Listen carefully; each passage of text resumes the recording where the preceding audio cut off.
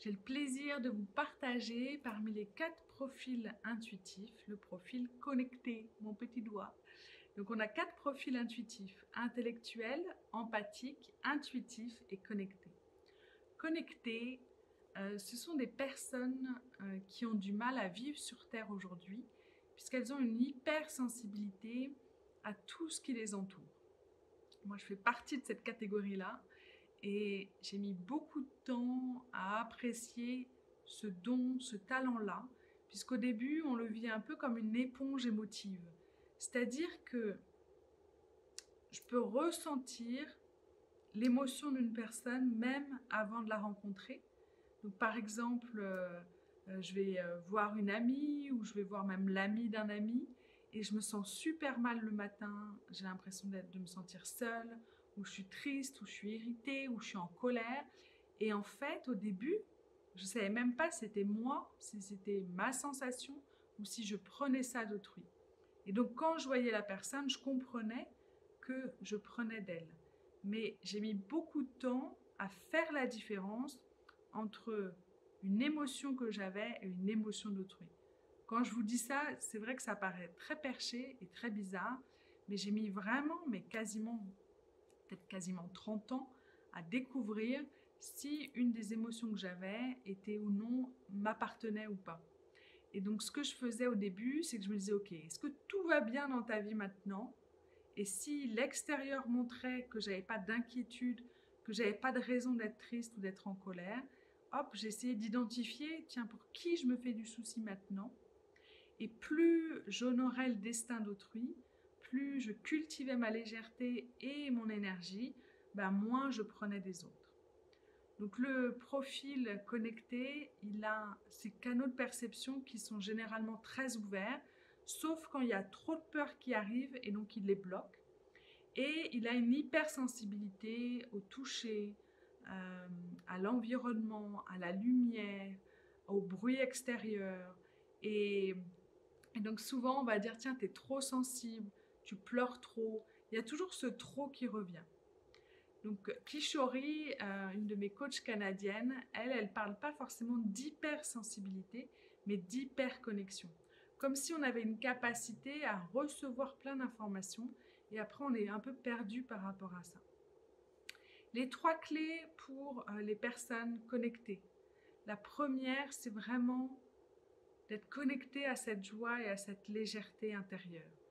Plus vous allez prendre soin de vous, vous autoriser à, quand vous vous sentez mal, bah, vraiment être en mode cocooning, à pouvoir faire des pauses, à pouvoir vous mettre peut-être dans des moments un peu ermites, à juste être dans le silence, à méditer, vraiment à cultiver qu'est-ce qui vous amuse, où est-ce que vous vous sentez bien et de vous autoriser à aller là où vous vous sentez bien.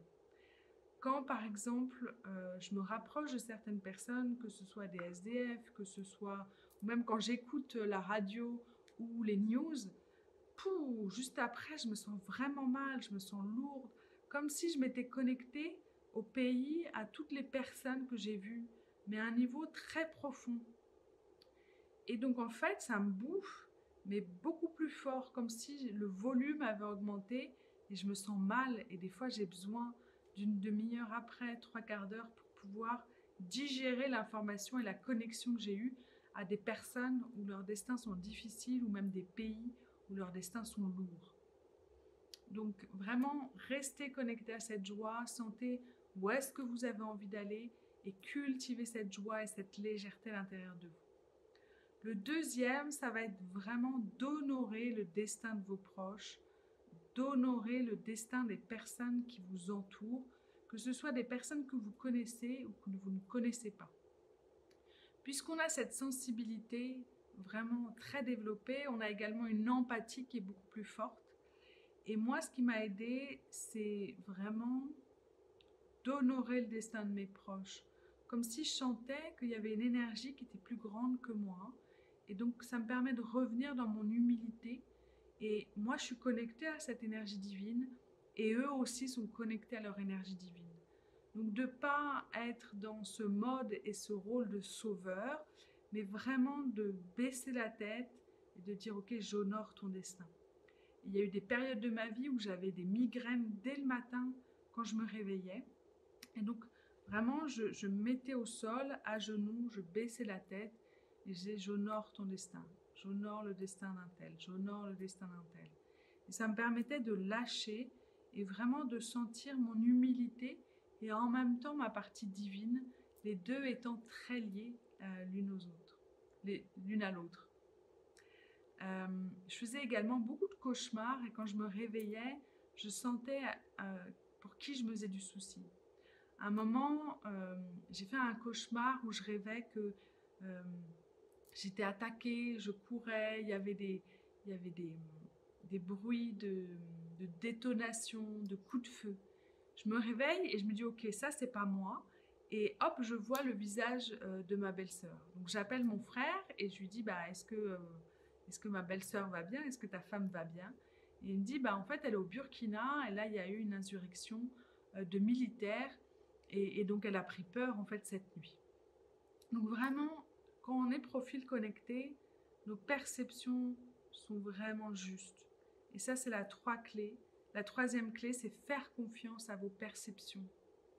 Quand une personne vous dit « je vais bien » et que vous ressentez d'autres informations, bah, au début, moi, quand j'étais petite, je me disais bah, « si la personne elle me dit que ça va, c'est que ça devrait aller. » Donc, ça veut dire que ma perception est fausse. Ou sinon aussi, quand par exemple il y a un expert dans un domaine qui me dit tiens, tu devrais faire ça ou c'est ça la règle, et que je sens que c'est différent, ben moi je faisais beaucoup confiance à l'expert.